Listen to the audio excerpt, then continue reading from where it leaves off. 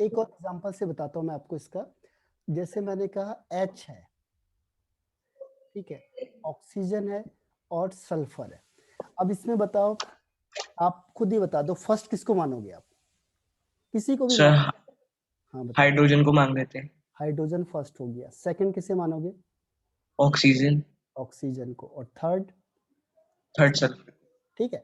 अब मैंने क्या कहा देखो, पहले फर्स्ट और सेकंड को थर्ड से कंबाइन कराना है, यानी फर्स्ट टू एलिमेंट को थर्ड से कंबाइन कराएंगे। अब देखो, हाइड्रोजन की वैलेंसी होती है 1 और सल्फर की होती है 2, तो कंपाउंड क्या बनेगा?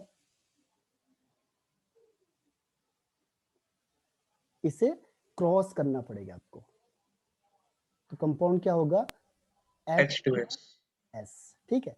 दूसरी चीज देखो कि सल्फर और ऑक्सीजन, सल्फर की वैलेंसी 4 होती है, ऑक्सीजन की वैलेंसी 2 होती है, तो कंपाउंड क्या बनेगा? H2O4। हाँ, इसको सिंपल करो, सिंपल 2 से डिवाइड कर दो, SO2। SO2, तो दूसरा कंपाउंड बन गया आपका SO2। और जब फर्स्ट और सेकंड डायरेक्ट कंबाइंड होंगे तो क्या होगा? हाइड्रोजन और ऑक्सीजन कंबाइंड होगा तो क्या कंपाउंड बनेगा? H2O, H H2O। क्योंकि हाइड्रोजन की वैलेंसी 1, ऑक्सीजन की वैलेंसी 2। अभी देखो ये 2 2। बताइए, तो इससे हम क्या करते हैं? क्रॉस मल्टीपल करते हैं। ठीक है, ओके सर। तीनों कंपाउंड बना दिए। अब देखो फर्स्ट केस ले लो आप। फर्स्ट केस में किस किस का रेशियो निकालेंगे? हाइड्रोजन का और सल्फर का। तो हाइड्रोजन कितना आएगा? देखो, सल्फर का एटॉमिक मास होता है 32, तो हाइड्रोजन के 2 है, 2 × 1 और रेशियो 32, तो इसका रेशियो कितना आ गया? 2:32 = 116। 116 हो गया। तो ये पहला केस हो गया, इसमें फर्स्ट और थर्ड को हमने किया। अब दूसरा केस लेते हैं हम, सेकंड केस। इसमें ऑक्सीजन और सल्फर को कंबाइन कराएंगे। अब बताओ कि SO2 में ऑक्सीजन कितना आएगा? O2 32। 32 हो जाएगा, और सल्फर 32। 32। ठीक है, दूसरा केस हो गया। अब कहते हैं कि इन दोनों में से थर्ड एलिमेंट कौन है? सल्फर, यानी मैंने सर सल्फर का वेट फिक्स कर दिया, इसका मास फिक्स है, तो इसका मास कितना है? 32। 32 दोनों केस में हो गया। देखो देखो, इसमें भी 32 है, इसमें भी 32 है। अगर अलग होगा तो आप सेम करोगे इससे। ठीक है, अब इसका मास फिक्स्ड हो गया, तो हाइड्रोजन और ऑक्सीजन का रेशियो क्या आएगा? हाइड्रोजन का हो गया 1। हाँ, 2 हो गया। हाइड्रोजन का 1 और ऑक्सीजन का, अच्छा सॉरी ऑक्सीजन सॉरी, का ऑक्सीजन 16। हाइड्रोजन का 2 आएगा ना यहाँ पे, वो ये हमने सर 32 लिया है, तो हाइड्रोजन कितना होगा? 2, और ऑक्सीजन कितना होगा? 32। 32। तो अगर हम इसका सिंपल निकालेंगे तो कितना आएगा? 1:16। आ जाएगा। ठीक है, यस तो सर। ये कब आया? जब हमने थर्ड को फिक्स करके फर्स्ट और सेकंड का रेशियो निकाला। और अब हम डायरेक्ट निकालेंगे, तो ये थर्ड केस है, जब हम फर्स्ट और सेकंड का डायरेक्ट निकालेंगे। तो H2O में हाइड्रोजन और ऑक्सीजन का रेशियो कितना आएगा? 2 और 216। 216 हो गया, यानी 1:8 हो 18। गया। अब देखो, पहले केस में कितना था? फर्स्ट केस में था 1/16, और सेकंड केस में कितना था? 1/8। अब इसका रेशियो निकालो, तो कितना होगा? 8 1 जा, 8 2 जा, तो इसका रेशियो कितना आ जाएगा?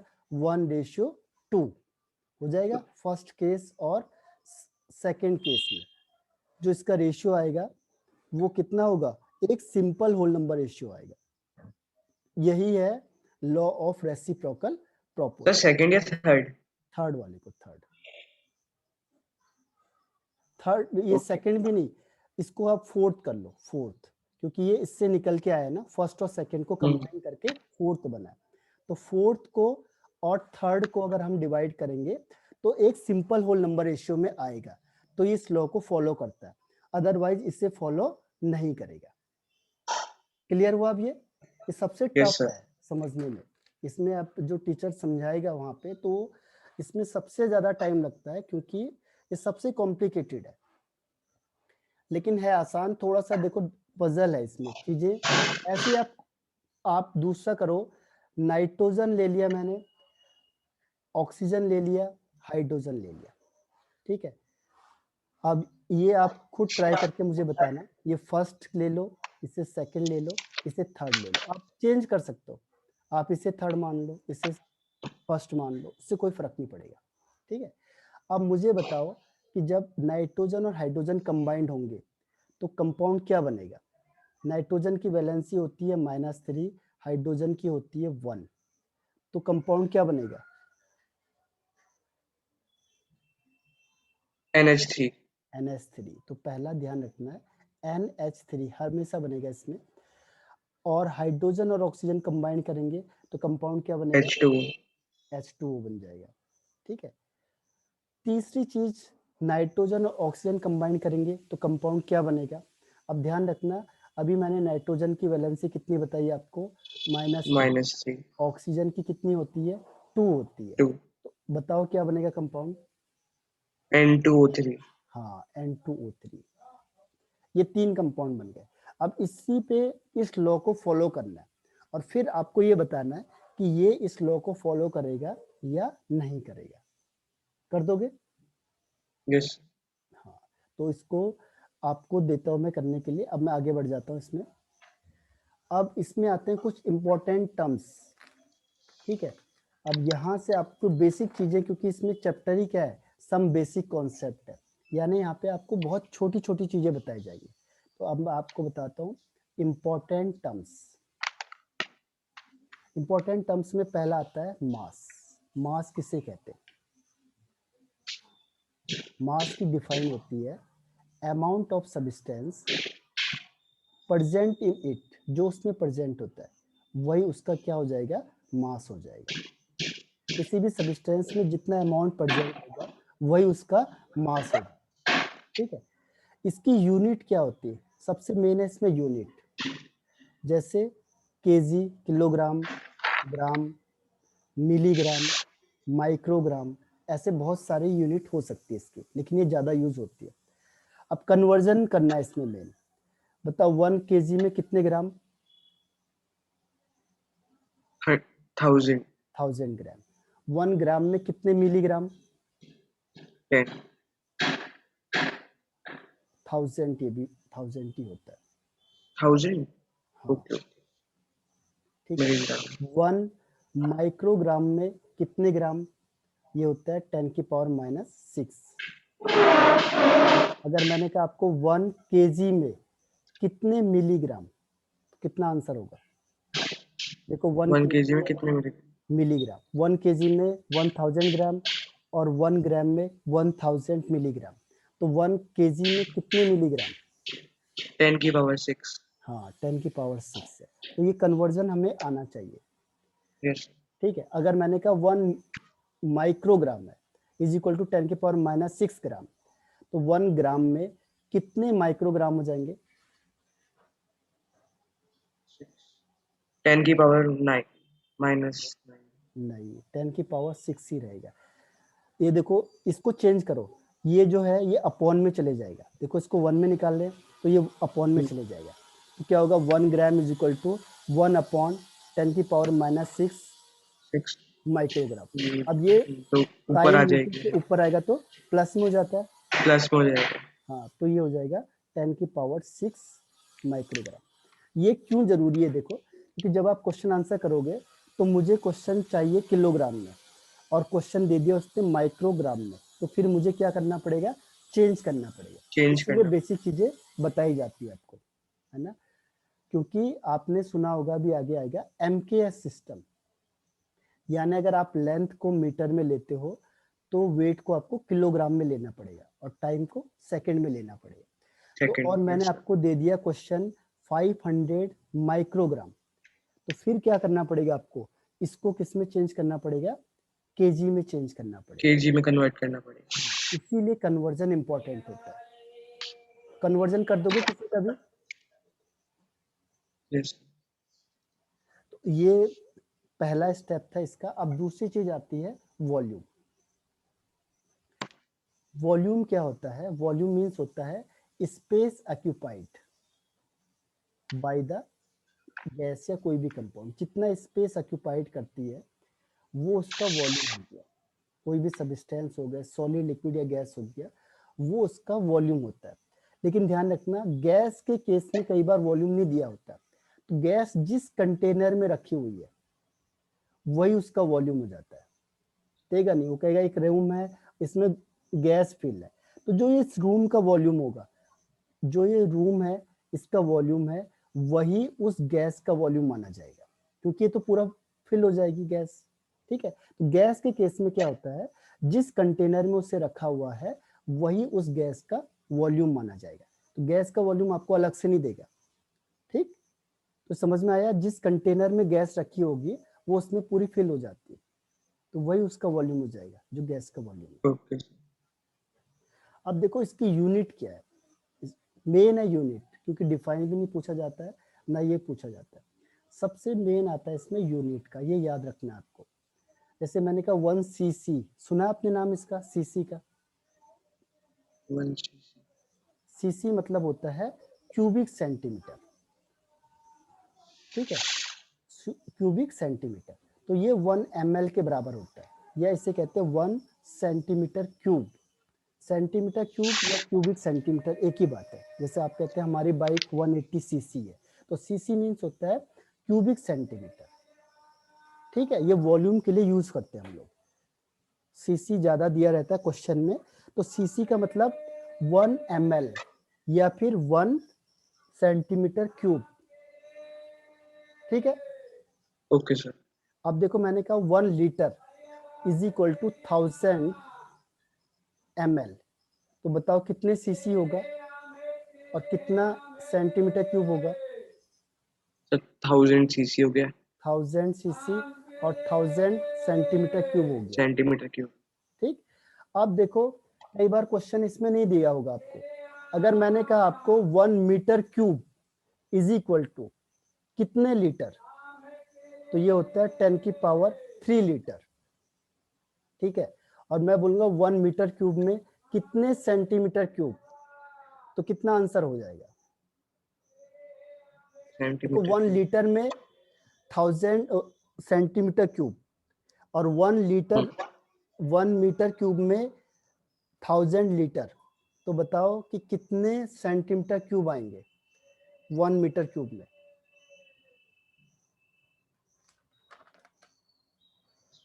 10 की पावर 30 नहीं, 10 की पावर 6। कैसे आया देखो, एक बार मैं आपको तरीका बता देता हूँ तो इसको कैसे निकालना है। जैसे 1 मीटर इज इक्वल टू कितने सेंटीमीटर होते हैं? 100 100 सेंटीमीटर होते हैं, है ना?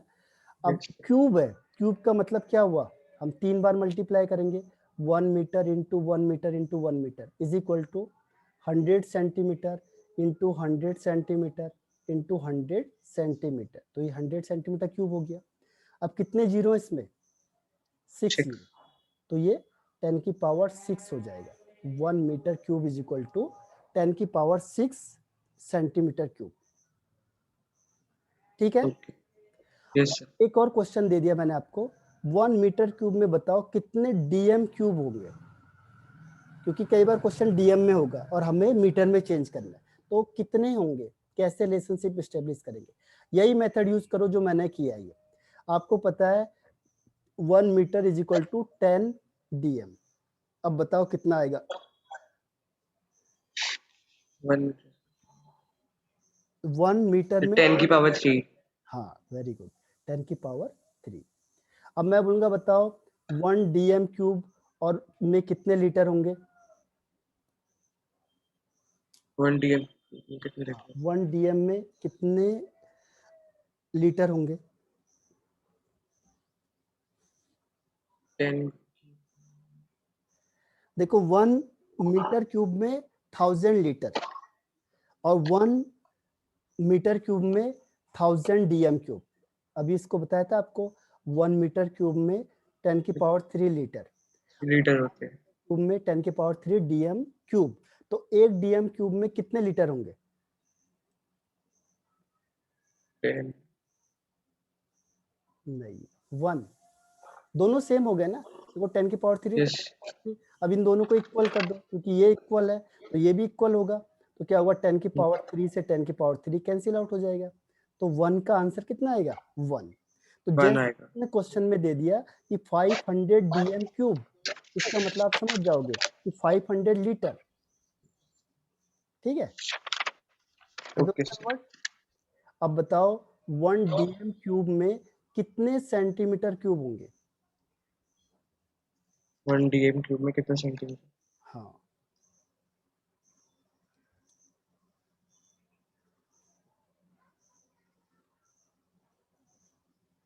टेन। देखो एक बार फिर से आपको बता देता हूँ, 1 dm में 10 सेंटीमीटर होता है। अब बताओ क्यूब के केस में क्या होगा? 1 डीएम कितना? सर 10 की पावर 3। हाँ 10 की पावर 3।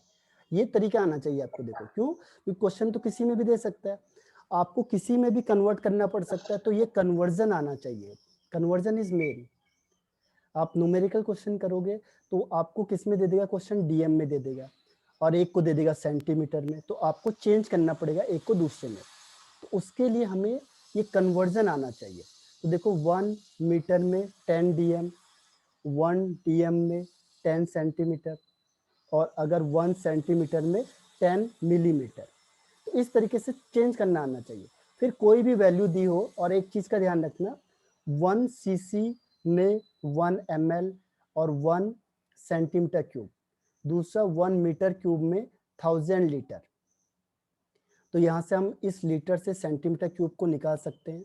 1 लीटर में 1000 सेंटीमीटर क्यूब होता है, ठीक है। तो ये कन्वर्जन, क्योंकि जब आप क्वेश्चन आंसर करोगे तो एक कन्वर्जन वहां पे इंपॉर्टेंट होगा।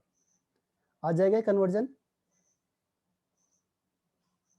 किसी को भी यस कुछ सर। करना है तो आप कर सकते हो ना। अब इसमें नेक्स्ट आता है डेंसिटी, क्योंकि अब हम क्वेश्चन आंसर करेंगे जब, तब आपको इसे कन्वर्जन की जरूरत पड़ेगी। तो यहाँ पे इस चैप्टर का नाम क्या है, सम बेसिक कॉन्सेप्ट, यानी आपको सारी बेसिक चीजें बताई जाएंगी। अब ये जो कन्वर्जन है ये पूरी केमिस्ट्री में चलेगा आपके पास, लेकिन बताया किस में जाता है, केवल बेसिक कॉन्सेप्ट में बताया जाता है बस, ये इस चैप्टर में बताया जाता है। और ये पूरे चैप्टर में कन्वर्जन आएगा।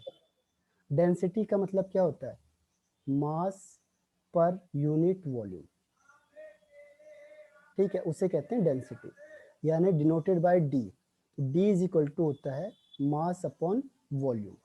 इसकी यूनिट क्या होती है, देखो जो मास की यूनिट होगी, मास की क्या होती है, केजी होती है, और वॉल्यूम की क्या होती है, अभी बताया था, मीटर क्यूब हो सकती है, सेंटीमीटर क्यूब हो सकती है, लीटर हो सकती है। तो ये हो गया।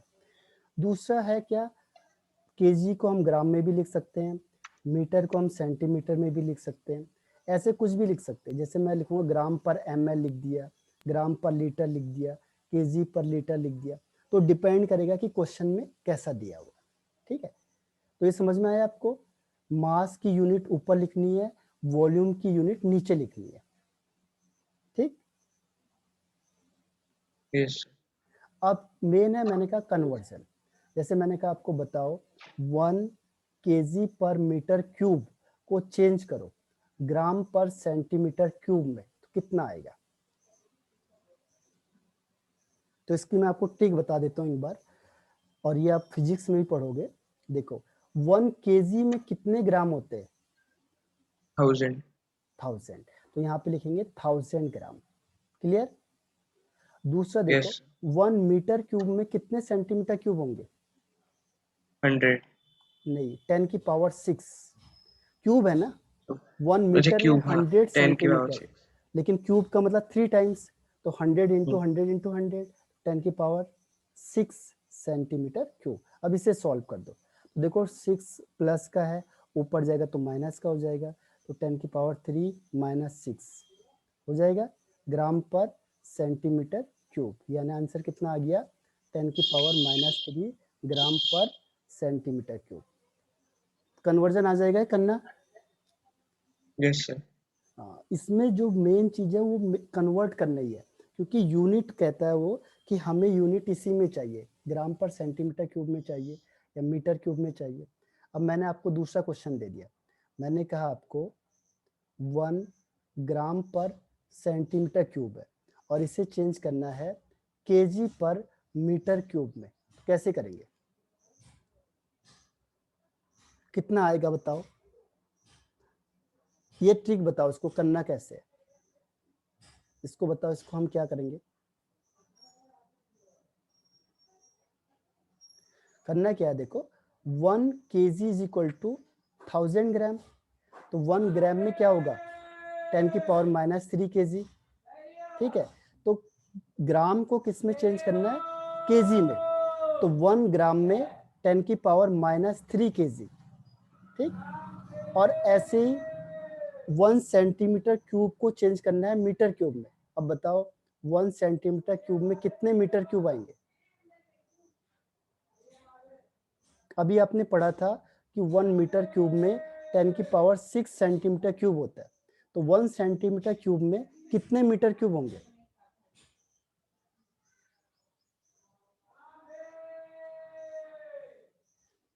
बताओ तरुण। Yes sir. हाँ, 1 मीटर क्यूब में 10 की पावर 6 सेंटीमीटर क्यूब, तो 1 सेंटीमीटर क्यूब में कितने मीटर क्यूब होंगे? तो हम 10 साइन की चेंज, पावर -3। हाँ 10 की पावर माइनस 6, साइन चेंज कर देना, ध्यान रखना, क्योंकि ये नीचे यस जाएगा सर। अपॉन में, अपॉन से ऊपर आएगा तो साइन चेंज हो जाएगा, तो ये हो जाएगा 10 की पावर माइनस 6। अब ये किस में चेंज हो गया, केजी में, और ये किस में चेंज हो गया, मीटर क्यूब में। मीटर। इसको ऊपर ले जाओ, तो ये माइनस था, यहाँ से यहाँ जाएगा प्लस में हो जाएगा, 10 की पावर माइनस 3 प्लस 6।